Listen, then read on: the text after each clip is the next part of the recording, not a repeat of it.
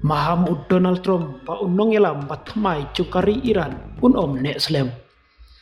Presiden jungka Amerika kata Donald Trump ulam maham jur hakasngi ublay dakabaong ba unong elam bahaklidu jungka Iran ne Islam lada kateran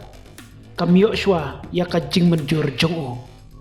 Uhaban yo ya kajing menjur nangi lapan jur Donald Trump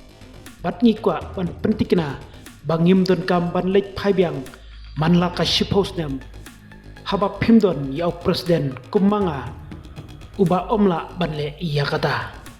katay ka jingkren jung Donald Trump kadai hakapor balayathu baka seng jung kiriuniam jung ka Iran kabadon ka jingkit kli banjit ya unong mikmat bat unong yalam jung ki bahakli du jung ki dau kun jung Ali Khamenei ubalasya penyapno hakatayo baladep haba kali hato mencur ni em ya ubriu ubadon jingyadai bat ka sorkar barim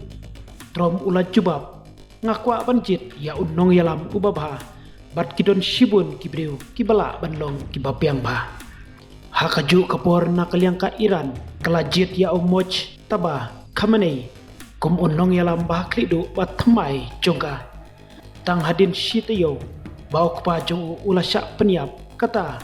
Ayatollah Ali Khamenei haki jingher tmalang jungka United States bat ka Israel kabalawan ra ia kani katma kabajur ba hadu kini kisngi utai urang ba ubaladon sanpun rusnem karta uba menta sayalam yaka Islamic Republic haka history jongka bala saupunyus nem balajit daki lengdo niam yau kum unong mikmat jongkpa jongu hakasi ublay ulam pangka parlimen Muhammad Bagar Galibaf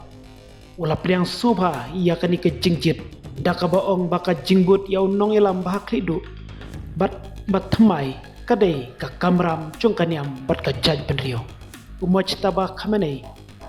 daki post nem ulalong ubriu ubat don borba haka kenhun basyapo jong unong elam bahaklidu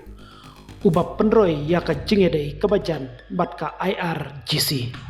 hakini kisnem baladep lanang penpau pertai ya Khamenei kum unong mikmat ubala ban mi bujli ya ukpa jungu